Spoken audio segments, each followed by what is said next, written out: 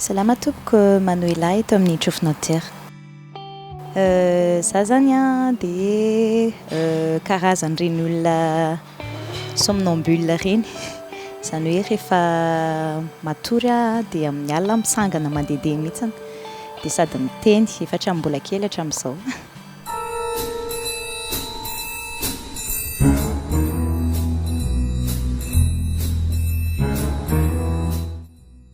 De za koa de anisan'ny olona tena kanosa hôpitaly, dokotera. Raha vao hoe miresaka dokotera fotsiny de efa tsemboka, de indraindray raha tsy vitako mihitsy fa lasa aloha mitsoaka de mila mi-convaincre be anahy vao miverina ao amin'ilay toerana.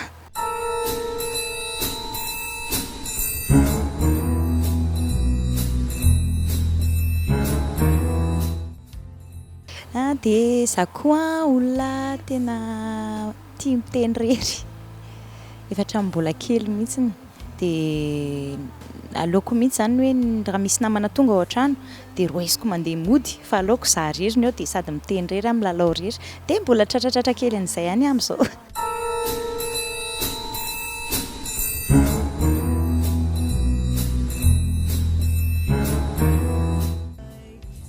De za indray faran'izay tena tambola kely tany am-pianarana, faran'izay tsy tia mitrisy mihitsy, tena tsy zakako mihitsy zany hoe maka tahaka zany.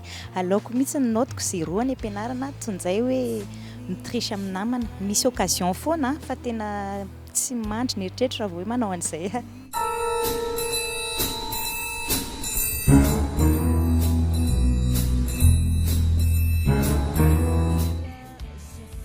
De ny amaranako azy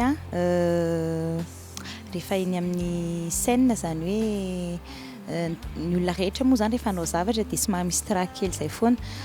Fa ny anahy tena hoe raha vao hoe grand public mihitsiny de misy fotoana tena tsy tafavoaka mihitsy ny feoko io. De rehefa hiakatra eo amin'ilay scène de midépendre an'izay miracle eo ny hoe atafavoahako azy na tsy.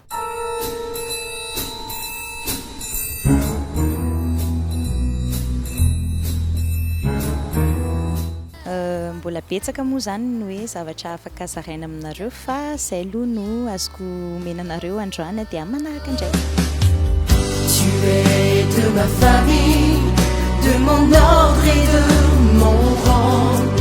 Celle que j'ai choisie, celle que je ressens dans cette armée de simples gens.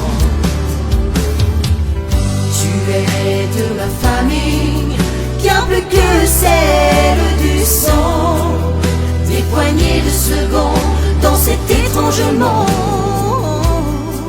je te protège si longtemps.